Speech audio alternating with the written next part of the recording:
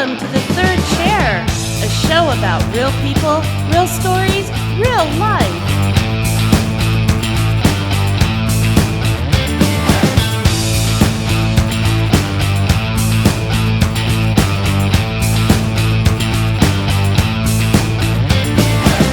And here are your hosts for The Third Chair, Peter Grigg and Doug Bazeski.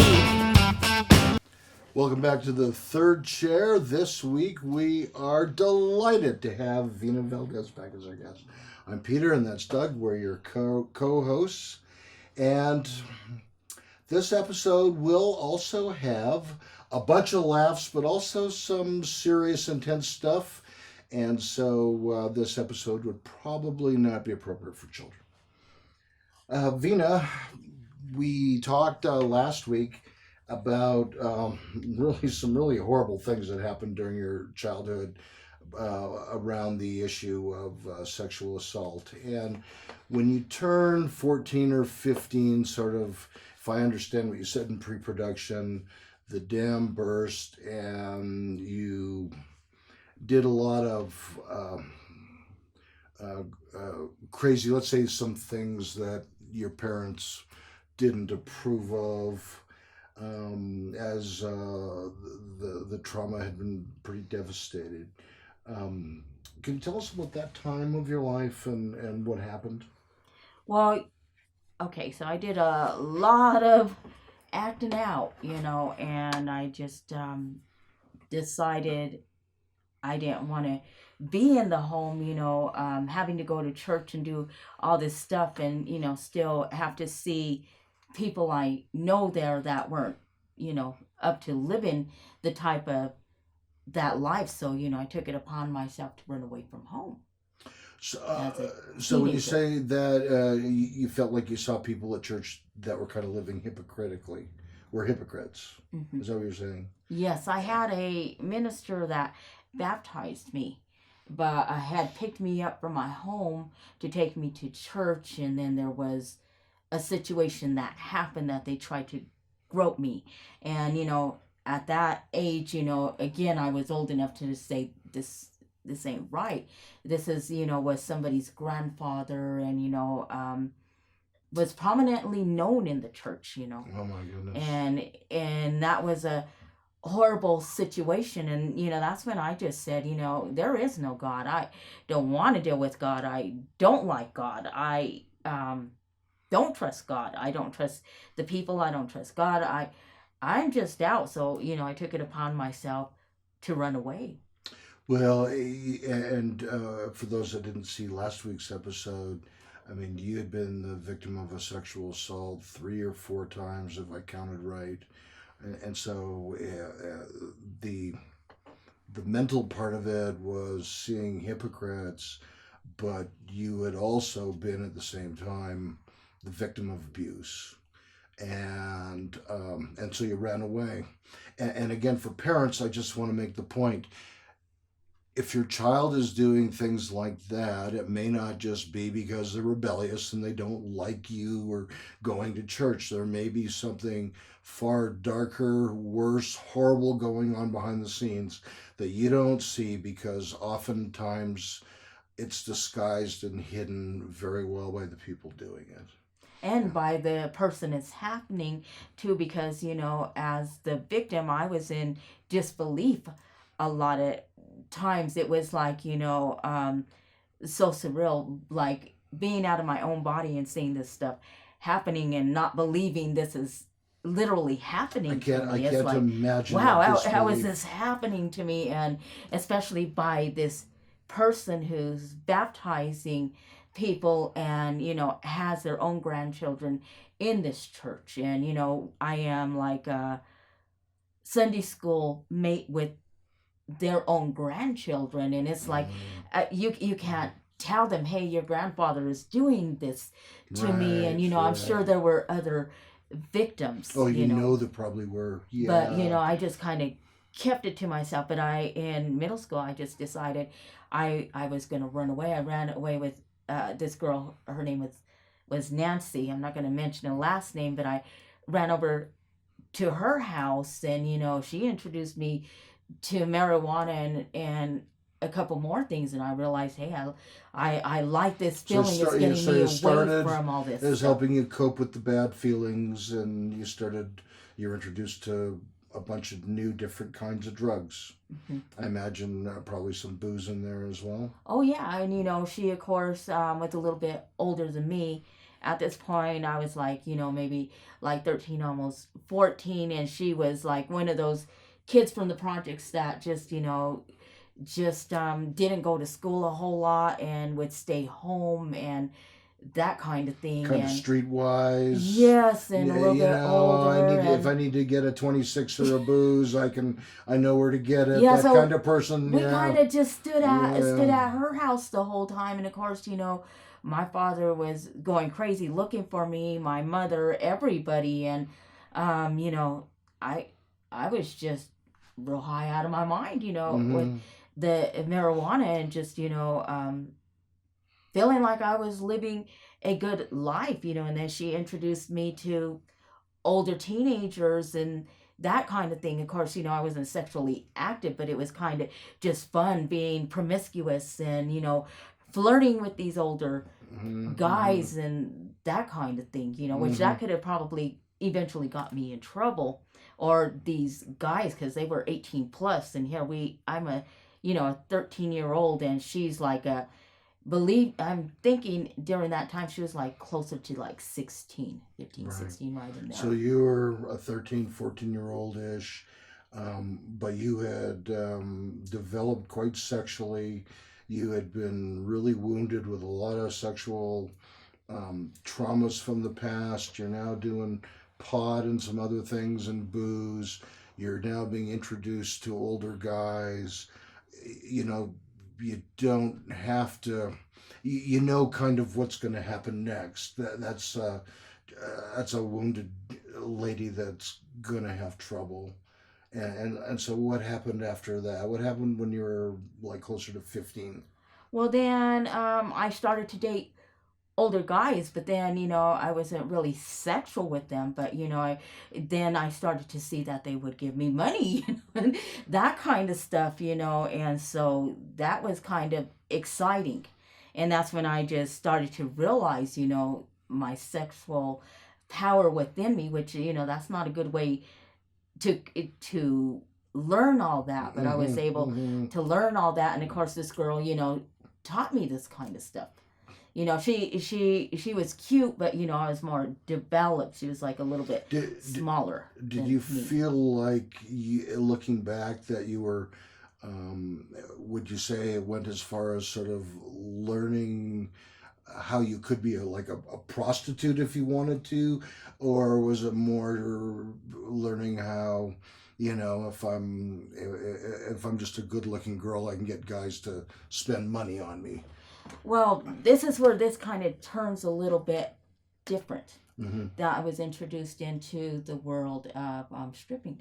Mm. I'm not sure I said that on our part, but going into You told us so much. I guess I'm really not surprised that we didn't hit every detail. yeah. So Yeah. then I looked a lot older for my age, and then of course this 15, 16-year-old knew people, of course, that were looking for this type of young girls, but so then So is this a private audience, or is this a strip club? yes, we were taken to like house parties Mm. and introduced to dancing, that Sure. kind of thing, Sure. and so that was another part that happened to me. But Oh at my this point I goodness. was more empowered because we had people that would not let them touch you. Mm-hmm. So if Mm-hmm. they can look all they want, drop their money there, but Mm-hmm. you know, Okay, so there was an element of control that security, way, security. that kind of thing. Mm-hmm. Wow. How long did you do that for? Well, not very long because I was a little runaway that did this, but eventually I did go into that field, Mm-hmm. for a tad bit. For a tad bit. And so what happened after the stripping then? What was the next kind of season of your life where things got worse? Well, then I did meet up with my kids' dad. Okay, so that was it. Yeah. And you were how old then? I was 14 when that happened, and then of course, the whole situation of the teenage pregnancy. He was Mm-hmm. he was 21, and I was like 14, almost 15. I got pregnant. I was just so sick. I didn't know the heck was going on with me, and So that's a good place to take a break. Yeah, so you mean like morning sickness and stuff yes, like oh my sick, god. emotionally sick, just like everything, just like So we're coming down on me. we're gonna pick that up because that I just can't believe so much happened to you in so short a time and that you've dealt with it so well. But we'll talk a little bit more about this when we come right back.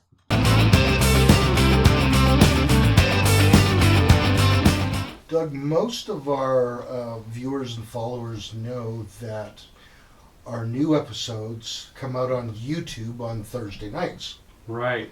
But we have a new announcement about the third chair. Exciting announcement. Starting with the older episodes, they're now going to be on a TV channel. Yes, very exciting. So the TV channel is with the Pikes Peak Library District, Comcast Channel 17 here in Colorado Springs. And I believe the episodes are going to play at 7 o'clock at night, but they may cycle them, and who knows, maybe they'll be on at 2 or 3 in the morning. So if you're in Colorado Springs and you have Comcast and access to Channel 17, you're able to watch The Third Chair. The episodes are edited a little bit shorter. Some of the commercials are taken out on TV. It should be exciting. Yeah, I can finally tell my friends I'm really on TV.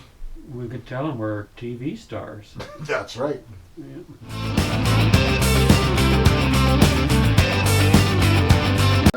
Welcome back to The Third Chair. I'm Peter, that's Doug. We're your co-hosts. We have our special guests, Vina Valdez. Vina, thank you for being with us again this week. When we left off, you were around 15. You had been dating a guy, and you became pregnant, and you were sick. And I understood there's a little bit of a shotgun wedding. Oh yeah, because when I got pregnant, my mother marched me over to his house. It's real funny because I was going to ROTC with his sister. His sister had just turned 19, and so when I met with him, it's not like we asked each other our ages, and maybe we should have, but I think he just So figured you clearly looked older. all the time, yeah. And hung around with older, people, older teenagers, and it Wow. just. And so I imagine other things happen. Okay, so there's a forced wedding. There probably wasn't a lot of time for like pre-marriage counseling and that sort of Oh thing. no, none of that. You were in school, and I imagine I was in ninth grade. Yeah, and you probably had to leave or dropped out. I kept going because there was a pregnancy center there in Wow. Pueblo That was Kidding Pretty good. pregnancy. So, for all the dropout kids, all the, the misfit kids, the bad kids, kind of like the Breakfast Club, Yeah. except for, there was pregnant girls there. So I was able to keep going all the way, and then I had my baby. Wow. And then I just decided I didn't want to go back because I didn't want to leave this baby with just anybody. Sure. My parents, of course, always were working and that kind of thing. And, I didn't know if I trusted his side of the family. So this was my baby, and I was very, very overprotective, especially for all the trauma ties and things that had happened to me. Oh, I wasn't going to leave this newborn with anybody, so I just decided I would just go ahead and stay home with this baby. You told me that you felt like you were a child raising a child. Yeah, definitely. I was, a little bit mixed up. Part of me wanted to give her up for adoption. A lot of people had told my mother, why didn't we just abort? But, being in the apostolic religion, you don't abort. No. If anything, you would do adoption or, or give it to Yeah, it's a almost relative. That an kind of thing. unforgivable sin. Mm-hmm. And, yeah, there's certain denominations in the Christian faith where if you have an abortion, that's like Abomination. You don't do God that. will never forgive you for that, you know. After you had this shotgun marriage, your husband was 21, and you became pregnant again. Yeah, Pretty fast. I was breastfeeding my daughter. Within 3-4 months of breastfeeding her, all of a sudden I started feeling really sick again. And, I was like, oh no, something's going on. And I go to the doctor and bam, you're pregnant. I'm like, what? Because Oh, you're no. not supposed to be able to Yeah, be get that pregnant when fertile you're while you're breastfeeding. while you're And breastfeeding. so Yeah. that's a myth. So here we are, and I'm pregnant again, and I'm going through all these emotions because, I had this one baby feeding, and then another baby growing in the womb as well, and I just have all these emotions. And What all was the this hardest crazy part of that time of your life? What was the hardest part? stuff. Feeling like I let my parents down, because Really, my of all the my things, horrible things going on, that was one of your main thoughts. yes, Yeah, because I'm surprised. what had happened is my father was out on contract, teaching in a school, and my mom is the one who made the choice, let me marry her off, because the thing was, the Sagittarius rape type of deal, because he's 21, I'm 15. Yeah, it doesn't matter if you So both consented, he'd be charged. Yeah. yeah, so we didn't want to go through all of that, and so she just had his mom pick me up from the school. Next thing I know, we're at the courthouse getting married, and Gotcha. I don't know how I feel about all that, but that was Wow. tough. That's There's a lot of emotions to overwhelming process. from so many different things. And I felt I let my father down because my father was about education. My father was about furthering yourself. Believe it or not, he was about empowerment of the women because he had nothing but girls, and he was like, anything a gentleman can do, a lady can do as well, and sometimes even better. Well, from a father's perspective, and Doug can chime in on this as well. I mean, I think we all want to, we have this idea of our daughter having a really nice wedding under ideal circumstances with a guy that you so Somebody approve from of. the church. Yeah, or yeah, a nice was guy, someone you his. think's gonna love your daughter and really Cherish your daughter cherish like your you daughter. do. Yeah, exactly. And I'm sure your dad wasn't having feelings about like that at the time Oh, either. he was so upset with my mother. He didn't speak to her, for months and months and months. He wanted Wow. to go back and get me and bring me home. Wow, that had to be so hard. Well, with that note, I'm going to turn things back over to Doug.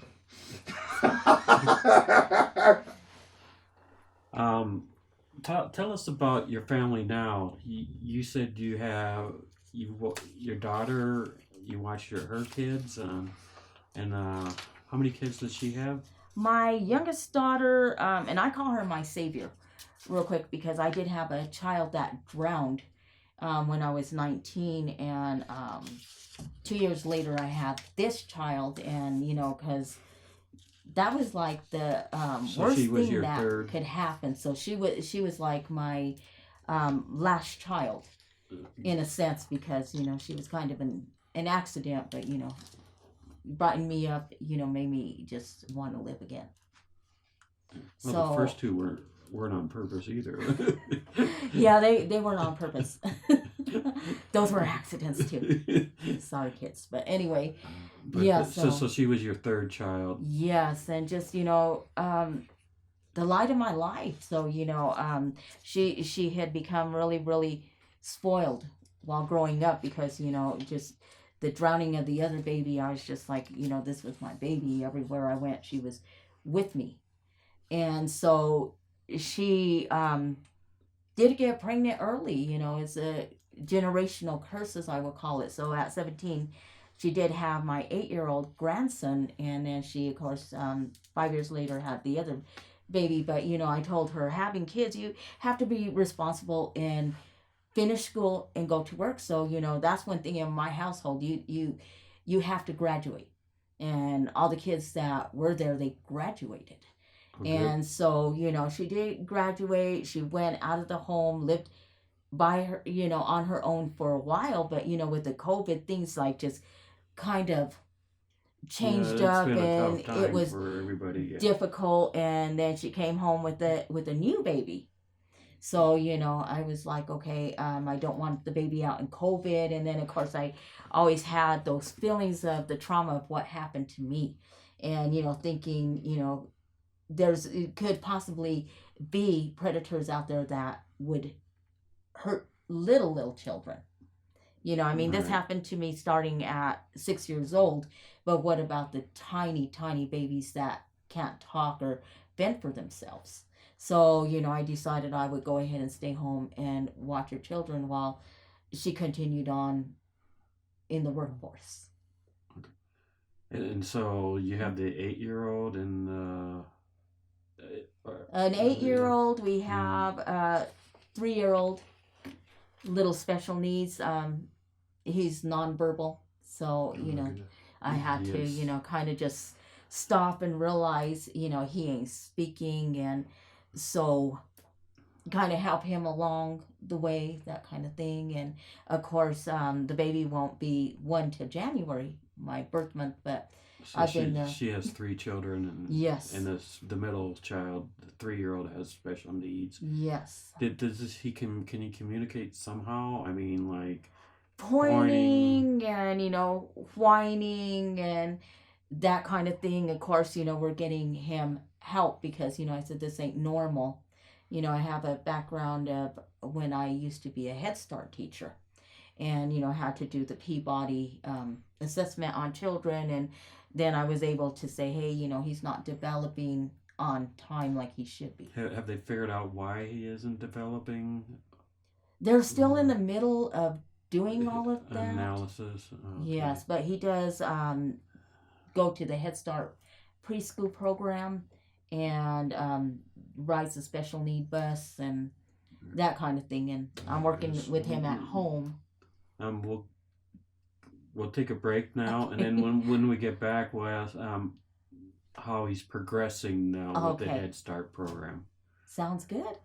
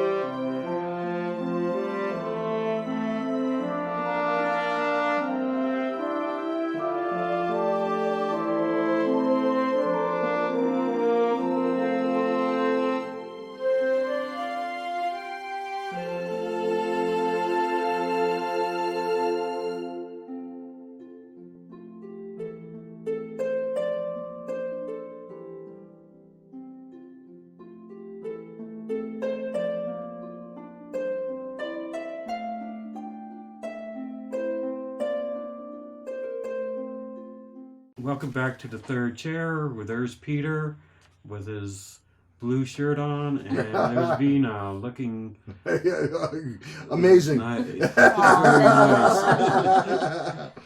and And just for there's the record, me. yeah. And just for the record, I am wearing pants. Okay. Thank Okay. God. Oh, yeah. Otherwise, people would have turned it off long ago. Yeah. Inside joke here at the company.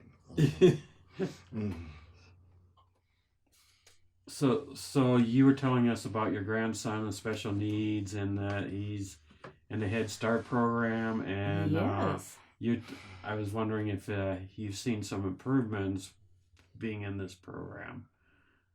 I'm starting to see him say a little bit more words because, at first he was just kind of pointing at stuff, whining, getting real upset because we weren't understanding him. So he would push us, and he would get kind of physical.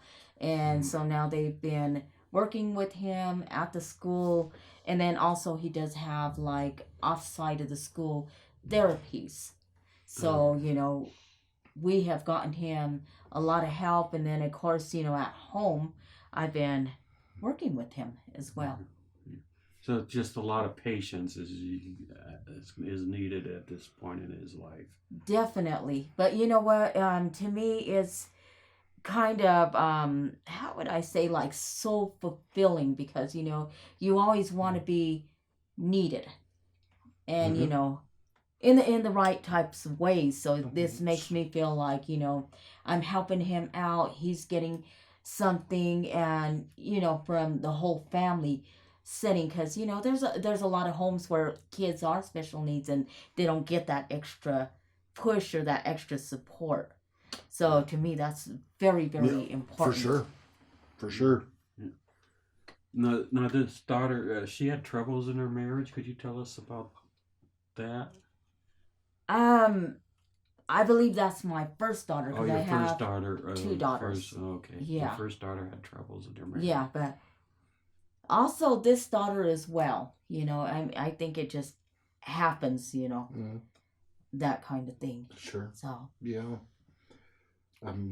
Because one of your daughters, was it your first daughter? She had to spend some time in jail. Oh, okay. What happened at that instant is she just decided that she was going to end her marriage. She was, of course, a teenage.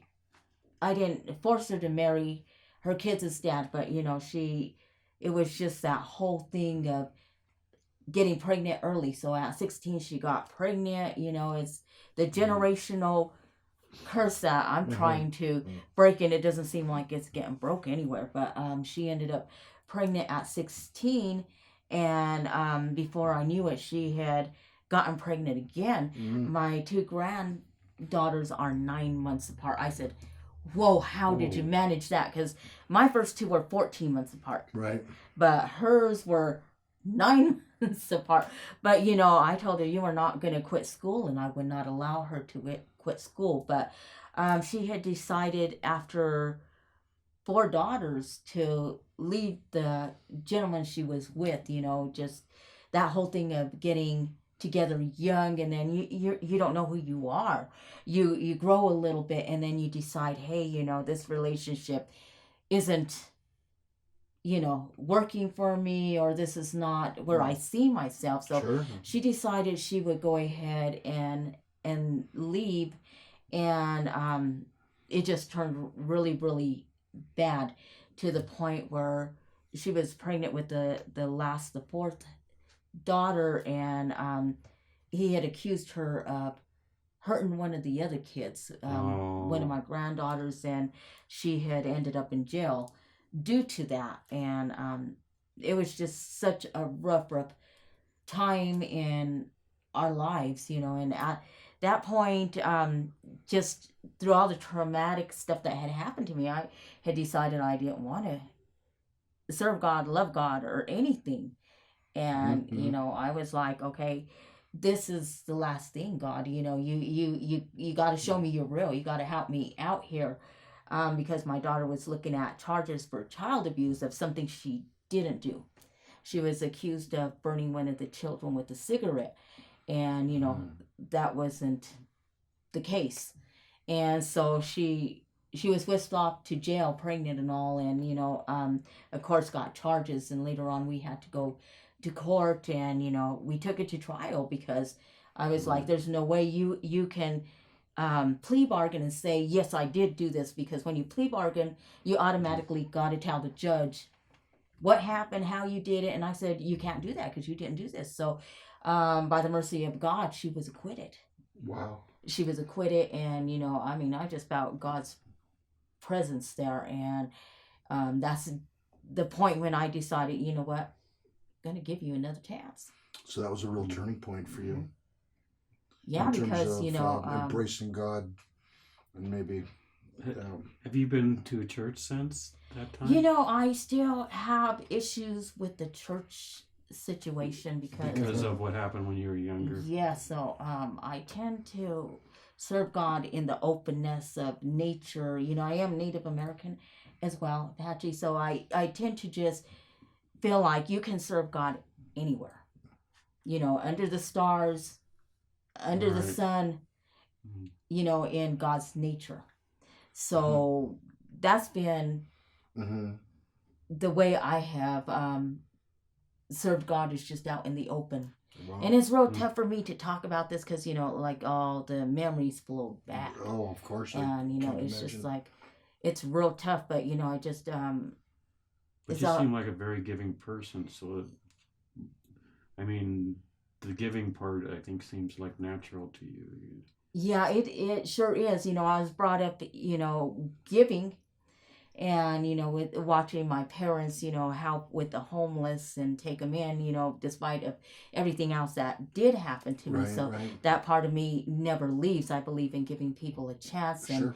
you know, after studying psychology, I understand that some people are just traumatized, and sometimes, you know, the child abuse predators, sometimes it's a whole generational curse for them, where they have this has happened to them as a child, and they continue on in the circle of doing this, and, you know, never get out of that. It's like the 14-year-old teenager who molested you, her dad molested her.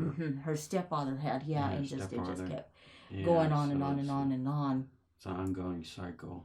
Yes, and It's until not easy to break. yeah, and a lot of people do not seek help for this. That's Yeah, the boy. thing. Sure. The shame is there, you know. A Shame lot is of people big. just want to just forget it. You find a lot of people who are alcoholics, you know, drug abusers, that type of thing, because that's where they run to, you know, because you know, this stuff stays in your soul. I could say for me, that was really tough. And then, you know, just the fact that I would see people and not want to trust them, like, you know, automatically thinking, you know, could this person be capable of this type of thing? Yeah, boy, you're so right. And we know, like, I work with people in drug addiction. You have to have so many different approaches and ways of helping people, because there are so many different issues. A person who's been sexually assaulted a bunch as a child requires something very different to stop their drug use than perhaps a doctor that's working too hard and is taking drugs for the stress. Very Different levels of different levels and different kinds of things you need to do to help them Different both things that get set to them sober. off. Yeah, absolutely. I mean, And you have no shortage of that. You mentioned you studied psychology. I know you got your GED and you did some college after as I well. flunked. Okay, After you so- flunked. Well, I mean, I Yay! had like merely a ninth grade education. I had not finished school all the way because, you know, I had this baby and I was not going to just put her in the hands of anybody. So, you know, before I knew it, when I was 19, I was pregnant again. And during this time, you know, a lot of my classmates were graduating, and I said, I'll be darned if, you know, I don't graduate, or, you know, do what I have to do. And I would have like dreams and nightmares, you know, because I would be like in class, and all of a sudden I'd wake up and my reality of being pregnant again would hit me. Yeah, boy. So I decided I'm just going to get out there and get my GED. So I went to a couple classes, and Nice. then I did go take the test, and, you know, but when I got to the math part, I was stumped because, you know, you're talking about geometry, Yeah. trigonometry. I can't say calculus. I didn't study that stuff during ninth grade. and you can't You know, sit and there and half the figure it time I out. found when you're Yeah, taking the yeah, test. you can't do calculus. All right, well, we're going to pick right back up when we come right back.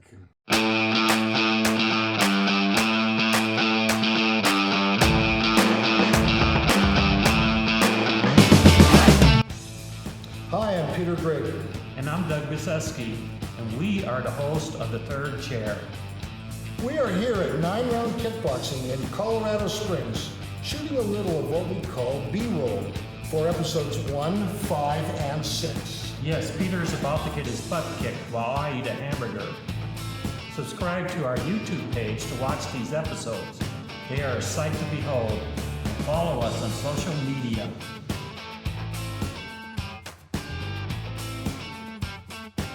We are always looking for guests with a great story. And that would be everybody, because we all have a story. If you want to be a guest, send us an email. And then get yourself down here to 9-Round Kickboxing while you're at it. Yes, guys, if you're interested in getting fit without getting hit just like Mike, just head over to 9round.com, find one of our 3 locations that's closest to you, and book that free intro workout. We look forward to taking it with you.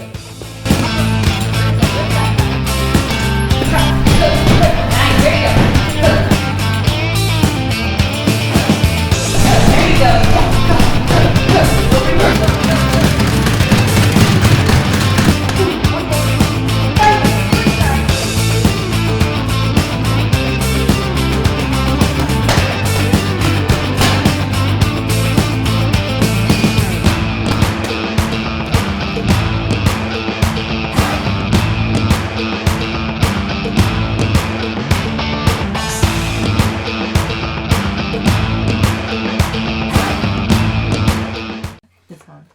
Welcome back to The Third Chair. I'm Peter. That's Doug, our co-host. We're here with our great and wonderful guest, Vina Valdez. On our last segment, we were asking about your education. You had a very difficult childhood, dropped out of high school, but were able to go back and get your GED. Then I understand you went on to do some college. I don't even know how much you did, but you studied psychology. Tell us about that a bit. Well, I had finally got my GED after I flunked the math. Then I went back. Yay, geometry! Yeah, and I was able to lift my my social studies and also the science part up higher, and then redo the math. And then so I was able to pass it. So then once doing that, I decided, you know what, I'm not stopping here. We're going to college. So, We're going to of college. course, Yeah. I called my daddy up. My dad was there, and we went in, and he helped me enroll into Seaward County Community College in Liberal, Kansas. And, that's when I went in on a awards program to do music. So I was doing a minor in music and a major in psychology. Wow. And my dad came. It was the most happiest moment of my life because, I felt like, hey, I'm doing something. I'm gonna, do something with all this trauma. I chose psychology because I wanted to study and see, what happens. How do people molest children or do these things. I want it to be on the other side of it instead of seeing how the trauma was to myself, but what causes that kind of trauma. And then previously I did have the child who had drowned, so then I wanted to definitely go into helping people that have lost family members. So kind of thing. You've used your traumatic past as a springboard or an impetus to help other people, and that includes, I know you have an interest in life coaching as well. Yeah, I'm That sort of just would embarking fit- on yeah, that yeah, now. Yeah, well, I think you could help a lot of people. You've been through a lot. Let me ask you about this. There's many more horrible things that happened to you as an adult, and I'm asking this question more from the perspective not only of you telling us about it, but what you learned or how you recovered from these horrible kinds of things. Your 2006, your sister was murdered by her ex-husband. Yes, my sister, we were 18 months apart. And, a lot of times, like when I was going through a lot of these situations as a child, a lot of times she would be absent. I felt like kind of like she was the the favorite of the family, definitely with my grandmother. And so a lot of times when I was home alone when these situations would happen, and my sister was able to escape them. But my sister ended up in a very abusive relationship. She was 17 when she met her kids' father, of course, married him, and then the abuse started to happen. Of course, she was able to go to college. She became a determination specialist for Social Security. And of course, he did like a lot of contract work for the city. So domestic violence, it happens anywhere. My sister did have 5 kids. She had decided she was going to leave him. He had this horrible accident that he went drinking, and he ended up here in Colorado Springs and ended up catching himself on fire. They had to use the jaws of life to get him out of his truck, and he had burnt his legs really, really super bad. And during that time, she decided she was going to leave him.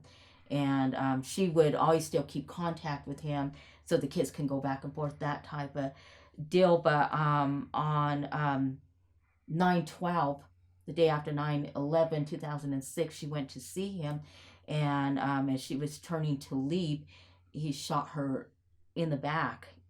And, my 16-year-old niece was there. I was leaving my job for work and was hanging out with a friend when I got the dreaded call, and it was my niece. I couldn't understand anything she was saying. She was screaming, yelling, up in shock. And finally she calmed down, and she told me that her father had shot her mother. And from there I just kind of blanked out, and then I just said, oh my gosh, I need to go to my mother and let my mom know. So I drove all the way. I don't know how I got there, but I drove there and got to my mom and let her know. But shortly after that, my mom in 2009 had died.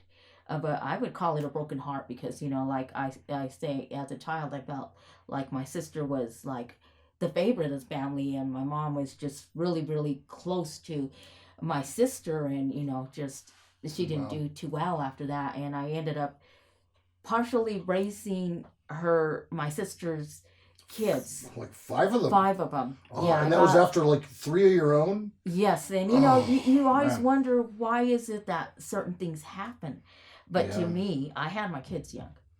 She had her kids a little bit, later in life, but it made sense to me that I had my kids young so I could get everything, together and raise them, because then I would have to take her kids in.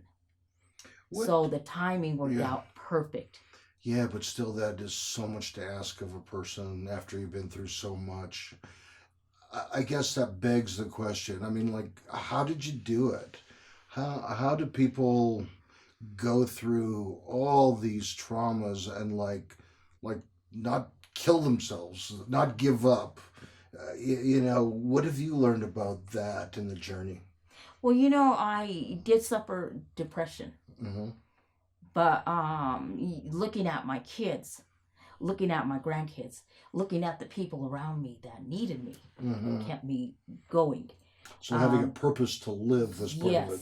And definitely, my sister's kids, of course, when I got them, it was real rough because there was a lot, my mom, and a lot of, they acted out a lot and stuff like that because, of course, they were traumatized by the abuse that happened in the home, and then the final result of my sister being murdered, and then the father, while he was in the county, he strangled himself and he killed himself because of course he already knew there was going to be coming.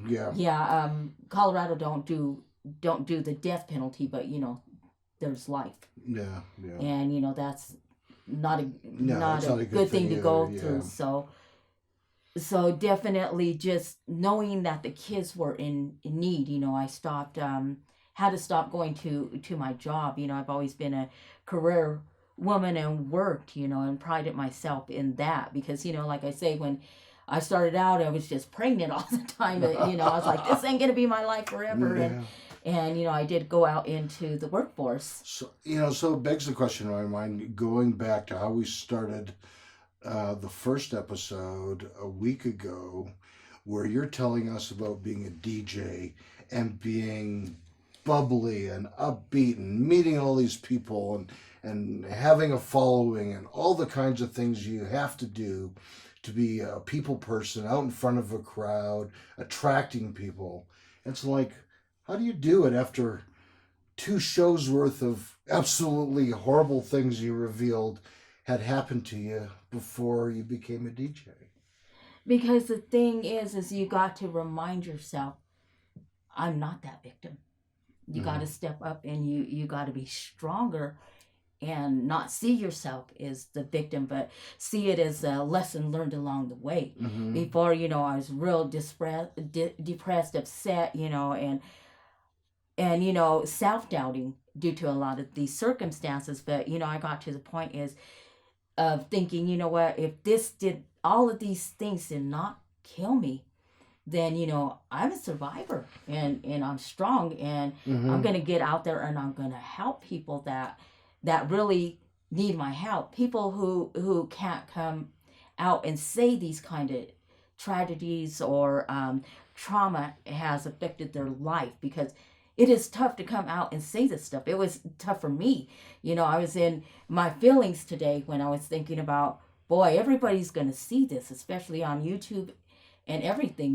Like I told my I told my spouse, I said, I'm not sure you want to see this stuff because, a lot's going to come out, and of course I told him we would not go into any details of our relationship, but rather, these traumatizing tragedies. And I feel it has to come out, at 50 years old, nearly halfway to 100, it's time to reveal that stuff, because a lot of people know me as a DJ and as a bubbly, outgoing person, but they don't know the inner parts. No, they don't know the rough what it roads. is that shaped me Yes. to be how I am. So we're going to come back in just a moment, film our final segment, and 2 questions for you to address. One, what do you do now that makes you laugh? And the second thing, I want you to talk a little bit about your life coaching business. All right. When we come right back.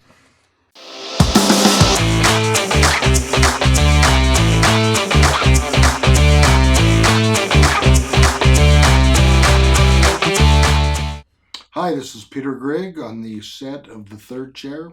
Our company, 2 Men and a Duck Entertainment, are excited about supporting Quantum Leap Recovery, an audio podcast that talks about all issues about drug and alcohol recovery. So watch for it and listen to it, and it'll be a great time of learning, and hopefully it'll help people that are struggling with these issues have a healthier life. Thank you very much.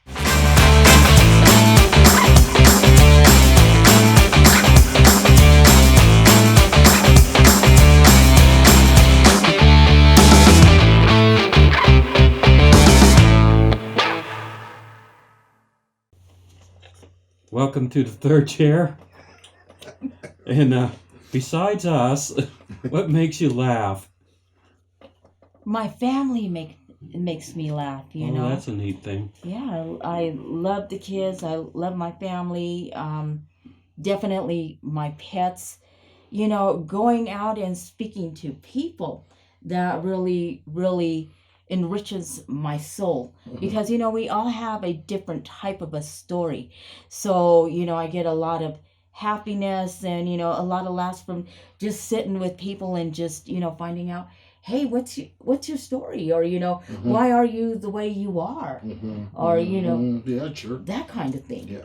Do you have like any family inside jokes that your family does that makes you laugh?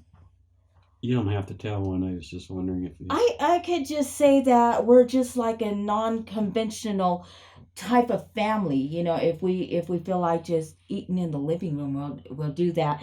So I just let my family be who we are, and be their individual self. So we don't have like a lot of bunch of rules in the family, but the the thing is to love each other, is to accept each other, that kind of thing. That's good. How about my goldfish imitations? Do they make you laugh? No. That's kind of cute. So you're working on becoming a life coach, and I can see you being a good life coach because you have such a positive outlook after all these things that have happened to you. I mean, you had your struggles, and I mean, you had your times of ups and downs, and I can understand the downs certainly because of the things that happened to you. Can you tell us about becoming a life coach and what your plans are with that? Definitely, I want to reach out and just help people who have had trauma that has happened to them, because I've raised two families, my own and then my sister's. So a lot of people need help with just clues on how to raise children and not go crazy, because especially nowadays kids of today are something else. So definitely that. Of course, I am going to be a life enrichment coach, meaning to bring the people up in a positive way, because we can't help what happens to us in our life, but the main thing is to be able to move forward and let the trauma go. Learn to forgive, but of course forgive when it's your timing to forgive, because it may take a lot before you're able to get to that point. You're not going to forgive in 3 weeks, right? But you gotta learn to accept yourself and just learn that some things happen. It's not your fault, and you just gotta just move forward with it. So I'm definitely going to be a life enrichment coach, and I say I'm going to be because that's all there is to it. I'm going to do that because with all the trauma and everything, I've learned a lot about myself, and a lot on helping other people. People ask me, well, how do you deal with all these traumas that have happened to you?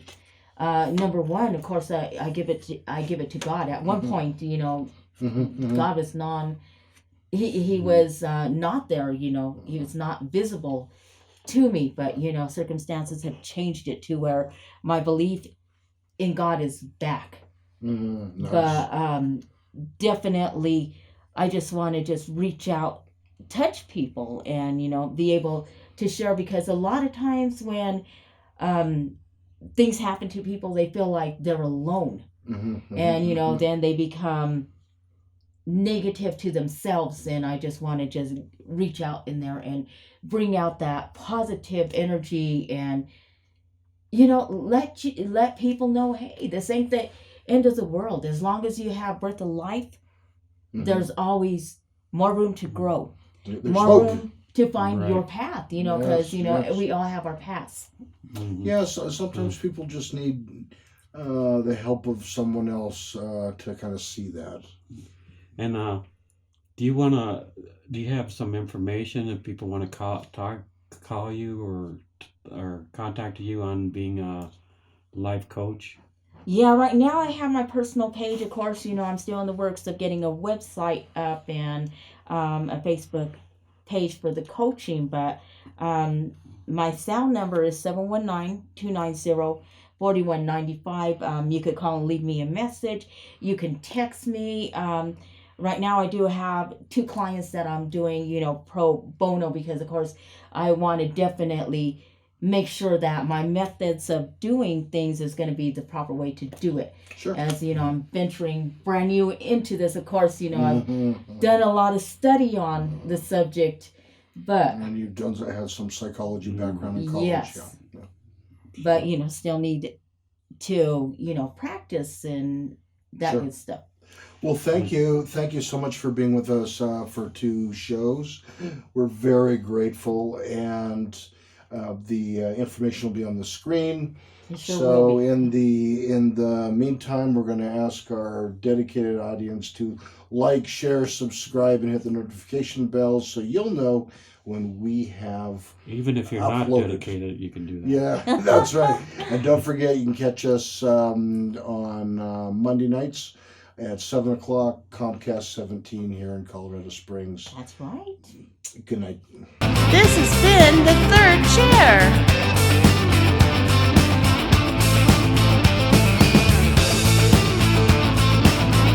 Want to be a guest? Want to sponsor our show? Send us an email. Please subscribe to our channel and follow us on social media